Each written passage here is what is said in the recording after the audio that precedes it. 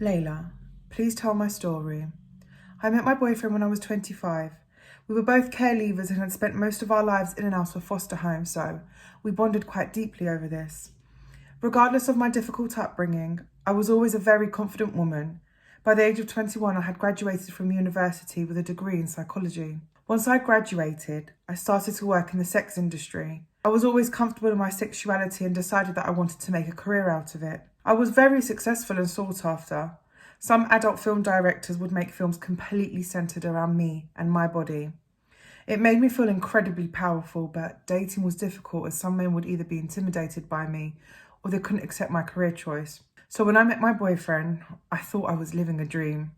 He seemed to be so accepting of who I was, and I used to think, wow, this is what it really feels like to be cared for by a man. I had sold my first home by the time I met him, and quite quickly we decided that I would move in with him. It was unreal at first. He would shower me with designer gifts, expensive dinner dates, flowers, perfumes, you name it, I had it. He love bombed me so well that I completely lost sight of everyone apart from him. He would always text me during nights out just to make sure that I was safe. Phone calls all day, every day were normal. He would even request to come on film sets with me. To me, it just seemed like he was taking a massive interest in my life and being protective. But I look back now and I can see that these were all red flags, and they were all his way of grooming me for the abusive behaviour that he would eventually unleash on me. It was his way of trying to set me up for a life where I would be completely codependent on him. Slowly, he started to pick at what I was wearing, what time I'd be home from nights out, and how often I'd go out. Then he would say things to me like, I really want to propose to you and have a family, but how can I do that with your career choice? One evening, I was getting ready to go out with my friends and he thought what I was wearing was too revealing. He said, aren't you bored of constantly being naked? People must think I'm dating an absolute filth. I didn't change what I was wearing and I went out anyway. But after I got home that night, in my sleep, he cut off my hair and my clothes and put them all in a pile in the middle of the room. I was devastated. I asked him why he would do that and his response was, next time you don't listen to me, you'll remember what I'm capable of. It was after this when the abuse got worse, and it wasn't always physical. He started to make it very clear that he no longer liked that I was making sexual content, but I refused to give my career up. I worked so hard to achieve the status that I had. One day, I received a phone call from a film director telling me that there were pictures of me online, and he was pretty sure that I wasn't the one who posted them. He was right. My boyfriend had posted pictures and videos of us being intimate without my consent. I had no idea that he'd even filmed me. I begged him to take it down, but he refused. He said, you should be used to it. Everyone has seen your body anyway. I don't think anyone will understand the violation I felt over this. It doesn't matter what I did as a job. He still didn't have the right to post anything without my say-so.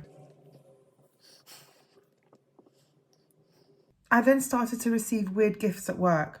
They would always include a card, and the card would always read, I'm watching you. I remember telling him about this and I asked him if it was him, which he vehemently denied and said if he wanted to scare me, he would do it to me in person. And in a weird way, I believed him because at this point, I'd actually stopped telling him where the locations of the film sets were. But it later turned out that he'd put a tracker in my car and on my phone and that he was the one sending me the gifts. I guess this was his way of putting more fear into me, hoping that I would eventually quit. And the more I rebelled against him, the worse my punishment was. But I loved him, so I adjusted my own behaviour instead. I became submissive.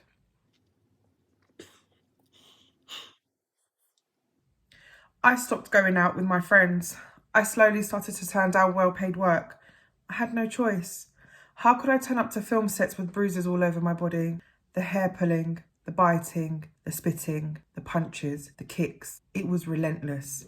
I became a pro at coming up with excuses for him and justifying his behaviour. When you do it for so long, you start to believe it yourself. You think, yeah, that's right. It definitely is my fault. And I'm the one who has to fix this. How did he do this to me?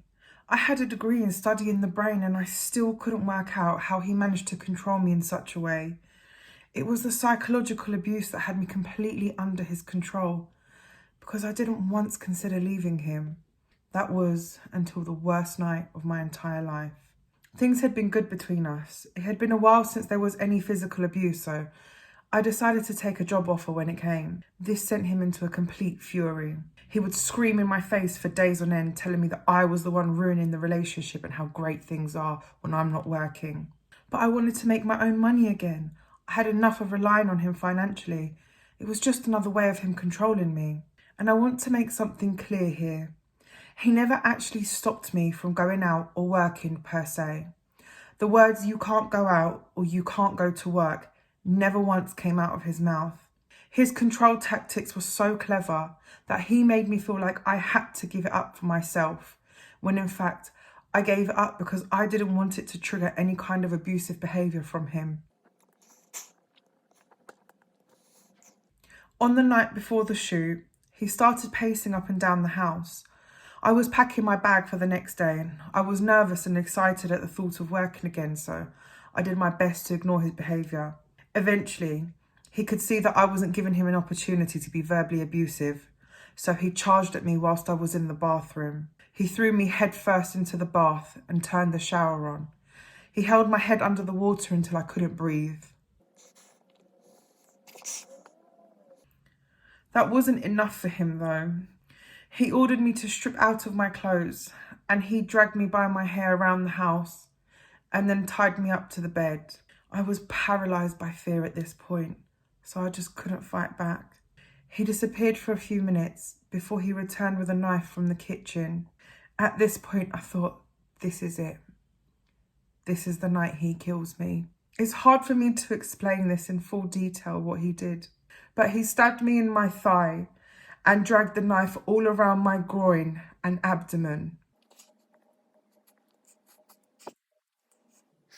I was in so much pain.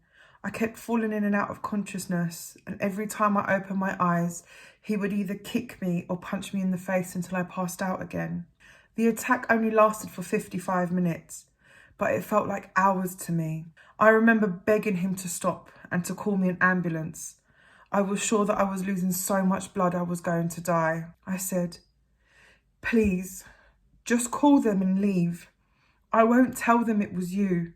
Please, I'm going to die."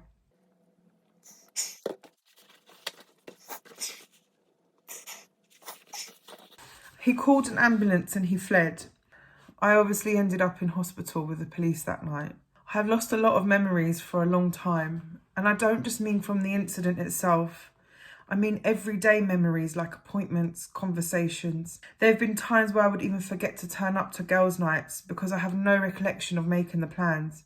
The trauma of the incident has brought on what feels like a torture bag full of paranoia, anxiety, trust issues, depression, and PTSD. The months after the attack are still a blur. I gave a full statement to the police, and his friends gave up his whereabouts immediately, and the case went to court, where he was convicted of ABH. He served his time and he's out now, but I have a restraining order against him, so for the time being, I'm somewhat safe. However, there's still a little voice in the back of my head reminding me of the end date for his order. Sometimes I wake up in a panic thinking, what am I going to do when this is up? And sometimes I sleep with either a bat or a knife by my head. I was never able to get back into the adult film industry, partly because I lost a lot of confidence and I'd think, who would hire me with all those horrible visible scars? And for the longest time, this made me feel like he did get his way in the end. But with a strong support network and therapy, I know now that he didn't win. I have since changed career paths and I'm very successful in my new industry too. Why wouldn't I be? I'm never going to let him or anyone else break my spirits again. So please, ladies, don't ignore red flags. Please get help and get out. Please don't be a victim like me.